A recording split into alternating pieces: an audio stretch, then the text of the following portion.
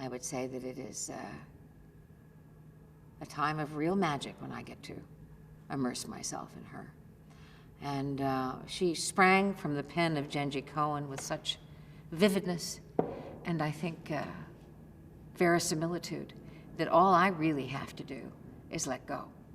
And that's in fact what I do and look forward to doing. A lot of them do have a difficult time with their mothers on the outside. And this thing becomes very private, very isolated, very intimate very quickly, prison. I've been there the longest. I know the score, I know the game. And I still have enough steel in me to assure them that I will be loyal to them. I will be a constant for them while they're in prison. So I choose them accordingly, and I have rules. And if you break the rules, then you're no longer my daughter.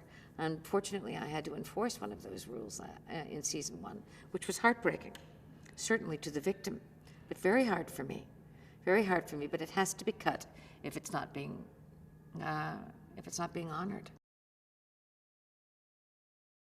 If somebody says to me on the outside, Kate, your cooking really sucks, I'm not really going to send them a tampon sandwich. Do you know what I mean? I understand that that hurts my feelings and all that. It shows you how high the stakes are in prison. Red equates her food with herself, the quality of her being. To be insulted like that at the very beginning by this novice, by this little wasp, right? This upper middle class girl who's never known a day of hardship. To be insulted like that after 12, 13, 14 years of trying to rise above it really cuts me to the quick. So I give her the symbol of, of despair. And as we all know, women, that's a tampon in a sandwich. It's relatability. I think women get tired of the standards that Hollywood continues to impose on our beauty, on how we should look, on how we should behave, on what is sexually desirable, on what it is that men want. Finally, this is a series about us. It's the complexity of our natures, our longing to love, our absolute dire need for intimacy, under whatever circumstances. And the more harrowing, actually, the more challenging. It's an exploration of women at their very best and at their very worst and at their most genuine. What could be better than that?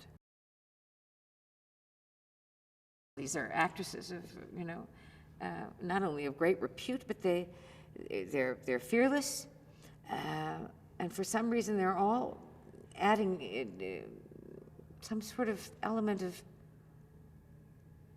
of imperative. Each one of them is imperative to the stew, to the final recipe, which is so delicious, I think. V, let me preface this by saying, is being played by the great actress Lorraine Toussaint, whom I've known for years. We worked together when we were young actresses. She's only gotten deeper, better. And she's frightening in the role of V, and is meant to be.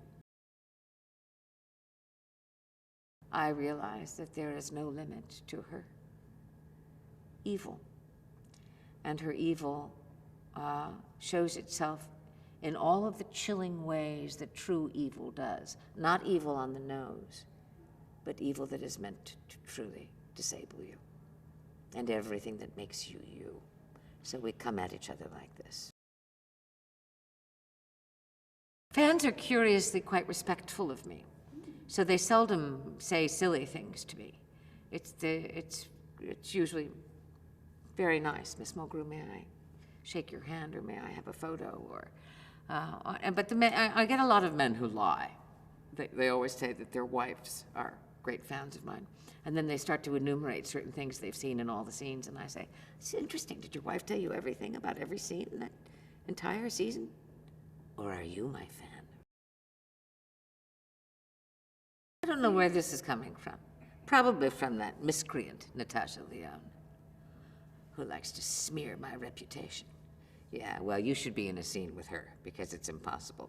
But what I've learned to do over the years, my dear, is I can laugh until I cry, until they say action, and then and let the other one suffer.